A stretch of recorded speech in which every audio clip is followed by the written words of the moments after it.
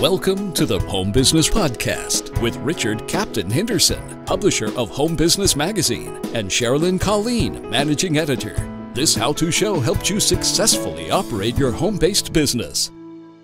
Greetings and welcome to the Home Business Podcast. I'm Richard Captain Henderson, your skipper at Home Business TV. Hey, I'm Lynn, your co-host. Let's gear for seeing and get underway. According to research, half the workforce is checked out. Many people find themselves struggling with a job they're not fired up about, but are afraid to take risks. Ben Stein says enough of wasting your talents, feeling stuck, and being unsure about how you can make a difference in the world. Ben Stein is founder, coach, and podcast host of Purpose Up, where he helps struggling professionals get unstuck and design their life with purpose and intention. His signature series, Side Hustle to Freedom, can help you to build your own business and become your own boss. So hello, Ben Stein. Welcome to the Home Business Podcast. Say hello to our listeners. Hello, listeners. Richard and Lynn, it's great to be here. Yeah, thank you for coming on our show. Well, you're connecting in from the tropical paradise of Miami. Yes, it is lovely here around the holiday time with palm trees wrapped in Christmas lights. So you say people might be complaining because it's a little cloudy? Yeah, everyone's coming down here for the holiday season for the beach, and just the beach isn't as alluring with the clouds there. Oh, no. It'll work. All right, Ben. Well, let's get to know you better. Can you talk with us about Purpose Up and your coaching and past experiences? Sure. Yeah, I'll take a step back. I spent many years in corporate, both in advertising and software development, and loved what I learned there, but ultimately was left feeling that I was feeding into causes that did not feel aligned with where I wanted to go, and B, felt like I was at the behest of somebody that I could be fired at any time. So I founded Purpose Up first as a podcast when I was asking myself the question, what is my purpose? So the mission was to interview folks living purpose-led lives to really understand the common threads there and inspire other folks along the way. And as I did that, I also found coaching, life coaching as a client. It was about 10 years ago now, and it really transformed my life. Got trained in it, and then ultimately wanted to do that on my own. So I combined the podcast and started coaching as a side hustle, and then ultimately left my full-time gig after doing them both for a period of time. That's cool. I like this Purpose Up. That's a neat angle. Did you find any commonalities among people that were successful in figuring out their purpose and taking action on it? Were there some common factors there, or is it kind of different with every person who is finding success? I mean, I think there's some common threads, and I think with folks, it's an ability to get out of their comfort zone to really go for something that is important to them. So a lot of the times, folks stay in jobs they don't like, including myself for a long time, because I felt the need for security over the need of really serving others. And I think when you think about that shift, that allows you to live a more purpose-led life. And if we think about everything that can go wrong with doing something that's important to us, it holds us back. But when we think about it will all work out if I really serve other people, that can really propel us forward. I think that key word is comfort zone. That's probably one of the biggest anchors that keeps people moving forward on this purpose generate discovery. Is people just get locked, change is stressful. And, it's just, you avoid that stress when you stay in your comfort zone. Yeah. And the ironic thing is that short-term comfort leads to long-term existential angst. Mm-hmm. So, I think the people that are the most successful are the ones that get comfortable being uncomfortable, because I think, as humans, our desire to grow often is at conflict with our desire to stay comfortable. But if we honor that desire to grow, we develop into humans that we like in terms of ourselves a lot more than the comfortable human. All right, good point. Well, Ben, it's time to hustle in general. What are different types of side hustles a professional can start? So I think one question you want to ask yourself is, what really lights me up, right? So different side hustles I've been attracted to, for example, are, real estate on the side. Coaching really profoundly changed my life. So that's ultimately where I went. If you're looking for like the best side hustle for money, it's probably not it, because most coaches fail, and a small percentage of them, break out into those like really big buck coaches. So you have to figure out, like ultimately, what are my goals? Is it to maximize my income where I can do something like multi-level marketing, or I can do something like Amazon drop shipping? Or is it something that is because I'm really propelled by a certain passion, and the money itself is not as important? So it sounds like you may end up kind of in a tough choice there, where you got to balance, a side hustle and maximizing the revenue there, because you're going to be spending some time, versus, balancing something that you enjoy or ties in with something you can build upon that you've done before. Exactly. So, for example, for me, I work on a dad blog. It's called I Hope I Don't Kill It. And I love it because I get to draw, and I get to write, and I get to be irreverent. That's ultimately not going to be a big moneymaker for me. So I deprioritize that and write on it less. Coaching was a small portion of my income. And since I've transitioned to it full-time, it is my source of income. So you really want to dedicate yourself to what is going to be driving revenue. And then once you've decided on that, really figure out how to maximize that. And for me, getting coaching, business coaching has been crucial to understand the business models and get trained for, sales development, for example. So at the end of the day, a side hustle has got to, it's got to be financially viable, because you're going to have that stress and angst of spending extra time on it. So, you got to make that work too. Totally. Yeah. And you want to have a backup plan, and you want to have runway. So in April 2018, when I was part of a company restructuring, I had the choice: do I look for another job, or do I commit to the side hustle? And I've been doing it for long enough that I felt confident in it, but I also knew that I needed some runway, and I'd saved up enough that I did have that runway. But you also want to be able to, run that analysis, that cost benefit analysis, and how much risk can you hold, and how many months runway do you have? Well, Ben, among the wide range of options available, how does one decide on one side hustle that they wish to start? So I think where I would start is, we can often get into analysis paralysis about like, what is the perfect side hustle?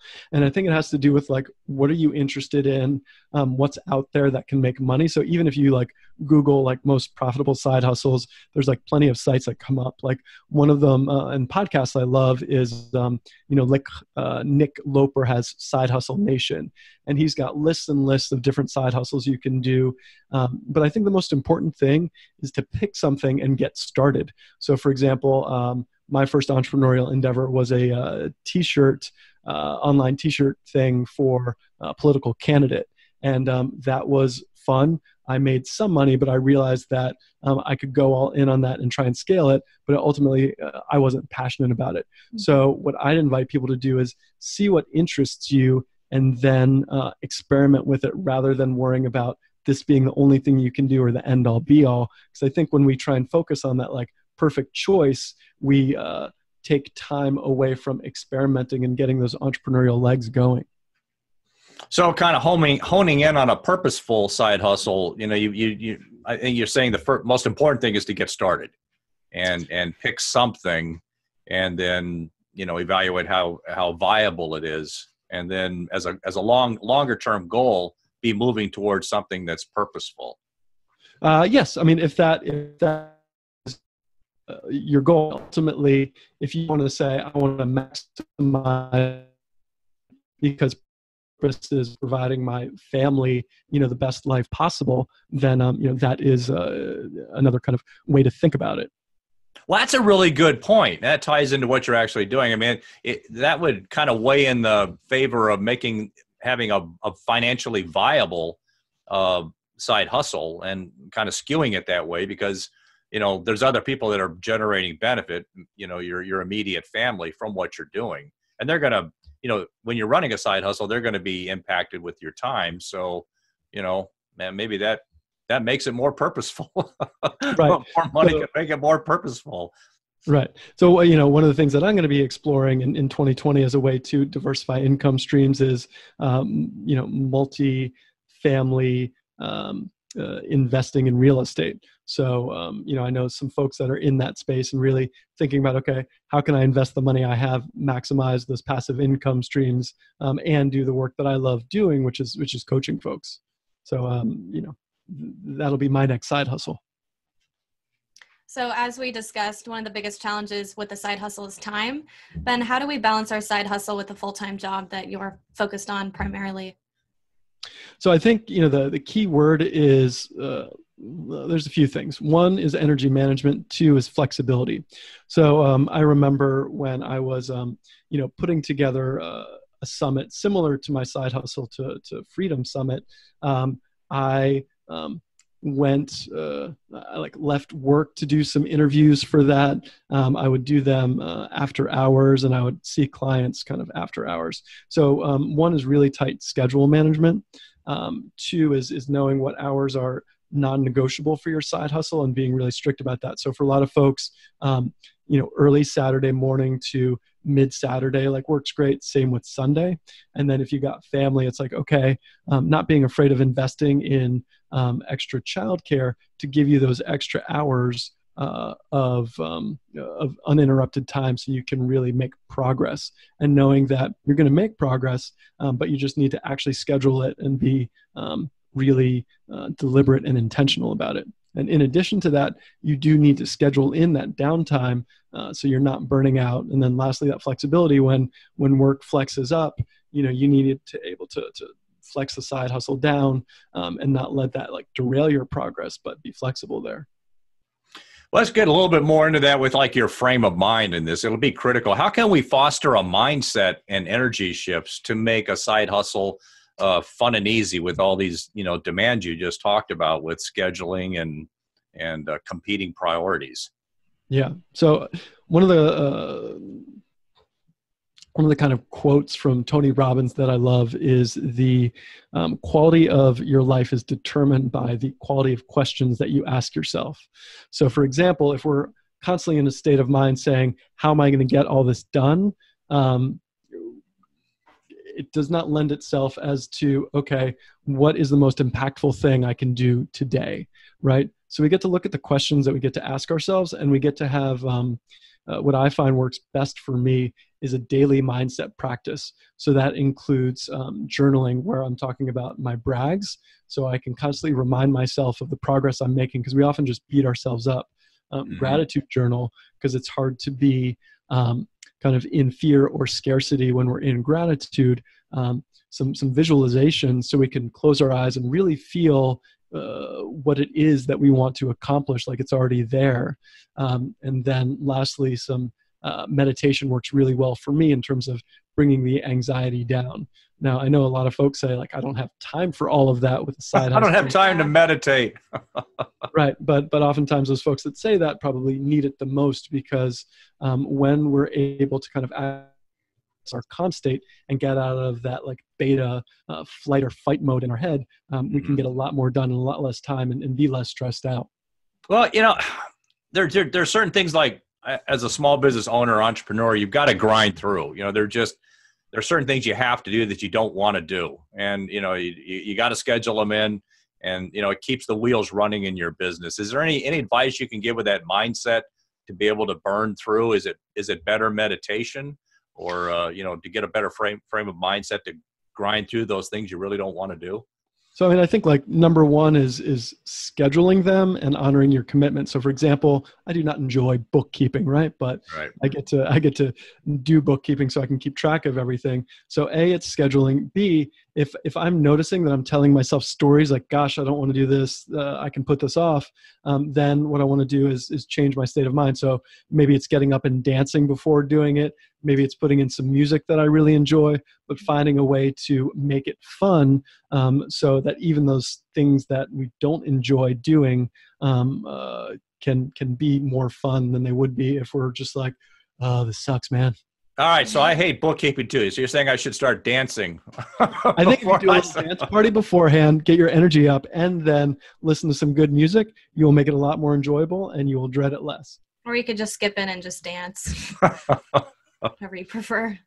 Or dance keeping. You can start a new thing. I don't know. New side hustle. Yeah. Well, Ben Stein, this has been a wonderful discussion on freeing ourselves with a side hustle. Do you have any final points you'd like to share? What I would say is, if you're thinking about a side hustle, try it out and just experiment. And don't be afraid of trying to figure everything out beforehand. Just say, okay, let me try this experiment, keep experimenting, see what works, see what doesn't. And eventually you'll see like, oh, this works well, this doesn't. And also give it time. Lastly, I'd say find a mentor who's done what you want to do, because they will, and invest in them, because they'll ultimately make your journey quicker, and they will make it more fun, and will allow you to waste a lot less time. Find someone to help walk that journey with you. Well, Ben Stein, thank you for being such a great guest on the Home Business Podcast. Thank you, guys. This has been fun. Yes, it has. Thanks. To learn more about Ben Stein, visit purposeup.com and sidehustletofreedom.tv, or our podcast website for more information on guests. Thanks for joining us on this episode of the Home Business Podcast. Share your feedback with us on Facebook, Twitter, Instagram, and at our website, homebusinessmag.com. Visit the website for information on advertising. Subscribe to our newsletter. Please visit our sponsors. For more information, visit homebusinessmag.com or the expo at homebusinessexpo.com. I'm Richard Captain Henderson saying anchors away. We'll talk with you soon. Until then, make it a great home-based biz day.